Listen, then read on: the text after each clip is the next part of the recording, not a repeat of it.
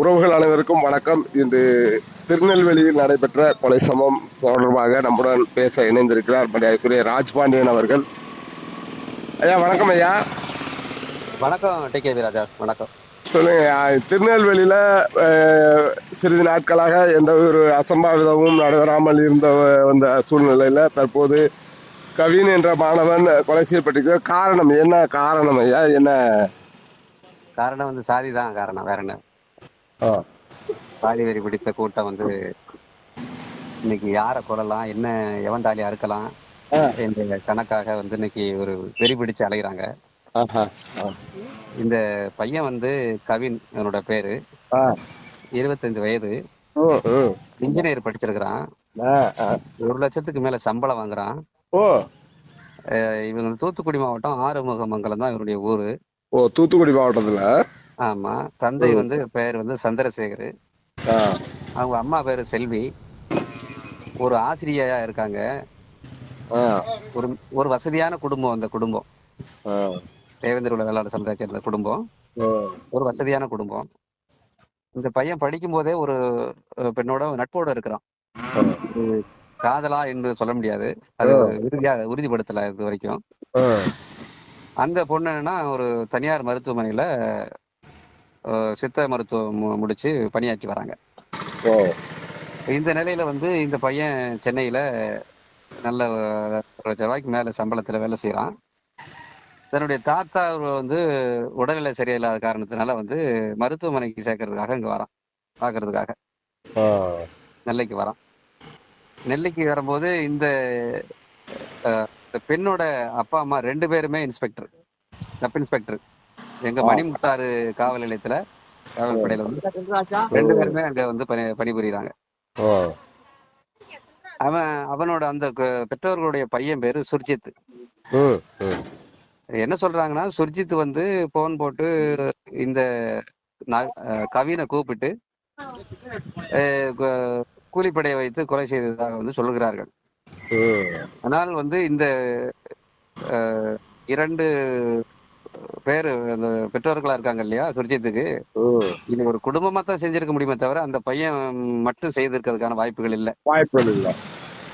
இவர்களை வந்து தப்பிக்க வைக்கணும், இந்த காவல்துறையை சேர்ந்தவர்களை தப்பிக்க வைக்கணுன்ற நோக்குல இது நடக்குது அப்படிங்கிறதா என்னுடைய குற்றச்சாட்டு.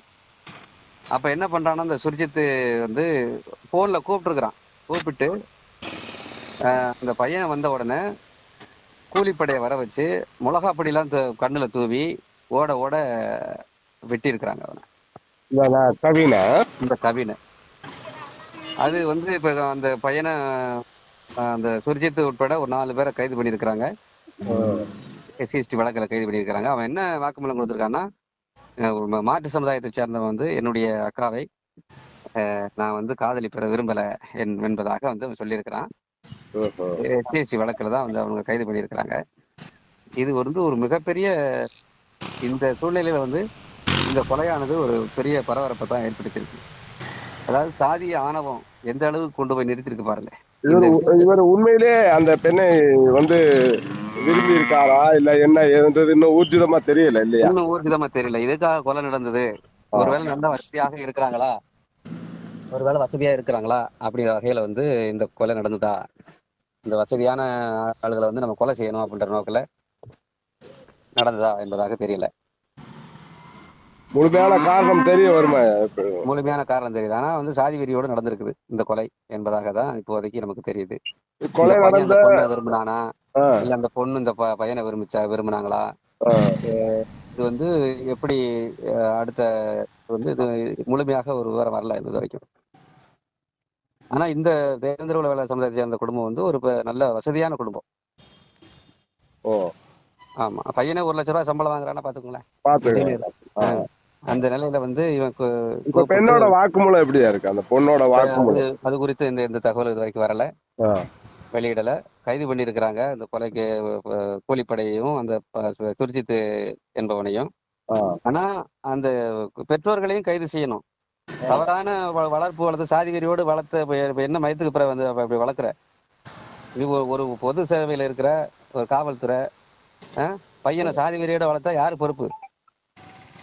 உன்னுடைய இதுதானே அது. அப்ப இந்த பெற்றோர்களை வந்து உடனடியா வந்து கைது செய்யணும்.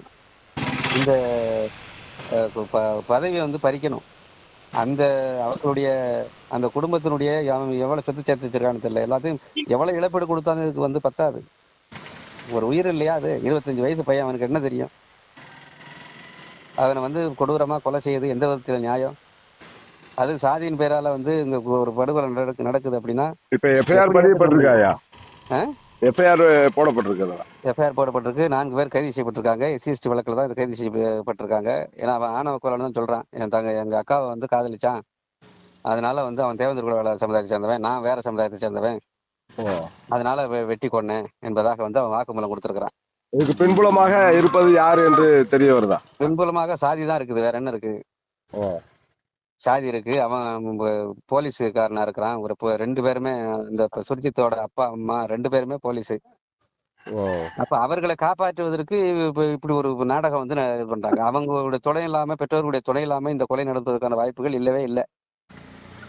வெறும் பையனை மட்டும் பலி கொடுத்துட்டு வந்து அந்த பெற்றோர்கள் வந்து தப்பிக்க பாக்குறாங்க. பெற்றோர்கள் வந்து வந்து பொறுப்பேற்கணும். இதுக்கு 2 பேரும் பொறுப்பேற்கணும். என்ன மயிர் வளர்த்திருக்க குழந்தைய சாதி வெறியோட? வெக்கமா இல்ல உனக்கு? போலீஸ் இல்ல நீ? நீ எப்படி மத்தவனுக்கு தீர்வு சொல்லுவ? நீ தானே விசாரிக்க, இன்ஸ்பெக்டர், சப் இன்ஸ்பெக்டர் தானே நீ? எப்படி விசாரிப்ப? உன் மகனையே வந்து சாதி வெறியோட வளர்த்துட்டு நீ ஊரு ஃபுல்லா சாதி வெறித்தனை தூண்டி விட்டுக்கிட்டு இருப்ப. இந்த மாதிரி ஆட்கள்லாம் வந்து அரசு இது பண்ணி களை எடுக்கணும். மேற்படி மற்ற விஷயங்கள் எப்ப தெரிய வரும்? கூடிய விரைவில் இதுக்கான உண்மை தெரிய வரும். அவங்க அப்பா வந்து இதுல வந்து நேர்காணல் கொடுத்திருக்காங்க. அதாவது என்னுடைய பையனுக்கு நீதி கிடைக்கிற வரை அந்த பையனுடைய உடலை வாங்க மாட்டோம். இது எதுக்காக இந்த கொலை நடந்தது என்பதாக வந்து சொல்லணும், பதில் சொல்லணும். அந்த அவங்க பெற்றோர் உட்பட எல்லாத்தையும் கைது செய்யணும். கூலிப்படை கலாச்சாரம் வந்து இன்னைக்கு பெருகிட்டு வருது. இதெல்லாம் தடுத்து நிறுத்தணும்.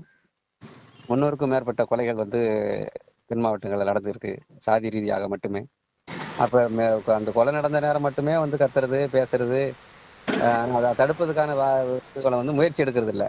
சட்டத்தை பயன்படுத்தி இவர்களை ஒடுக்கிறதுக்கு வந்து இந்த அரசு முயற்சி எடுக்கிறது இல்லை. ஆமா, அதனால வந்து இந்த விஷயத்தை பொறுத்தவரை அடியோடு அழிக்கிறதுக்கான வேலைகளை வந்து இந்த அரசு செய்யணும். சட்டத்தை இன்னும் கடுமையாக்கணும். சட்டத்தை நடைமுறைப்படுத்துவதற்கு வந்து உதவணும். ஒரு SC/ST வழக்கு போட்டா மட்டும் ஐயோ அம்மானு குதிக்கிறான் நாய். இப்ப இந்த வெட்டி கொண்டுட்டானே, சாதி ரீதியா வெட்டி கொண்டுட்டானே, இதுக்கு என்ன தீர்வு சொல்ல போற? சட்டத்தை நீக்கணும். SC/ST சட்டத்தை வந்து நீக்கணும். PCR போடக்கூடாதுன்னு வந்து துள்ளிட்டு வரல திருட்டு நாய்க. இப்ப இதுக்கு என்ன பதில் சொல்லுவான்? சட்டத்தை வந்து கடுமையாக்குனா, சட்டத்தை அவனை தண்டனை கொடுத்தாச்சுன்னா இதெல்லாம் நடக்குமா? 25 வயசு பையன், அவன் என்ன செய்வான் பாவம்? அவனுக்கு என்ன தெரியும்? சம்பளம் வாங்கி நல்லா இருக்கக்கூடிய ஒரு மனிதன், ஒரு இளைஞன் இப்படி பலியாயிட்டானே சாதி வெறிக்கு. இந்த சாதி வெறிக்கு யாரு பொறுப்பு? இந்த சமூகம் தானே பொறுப்பு. இந்த சாதியை தூக்கி பிடிச்சுக்கிட்டு இருக்க இந்த சமுதாயம் தானே பொறுப்பு. எல்லாரும் பொறுப்பு இருக்க வேண்டாமா? இந்த அரசு தானே பொறுப்பு. சாதி வெறிகளை கட்டுப்படுத்த தவறின இந்த அரசு தானே பொறுப்பு. அப்போ இதுக்கு வந்து முதலமைச்சர் வந்து பொறுப்பேற்கணும்.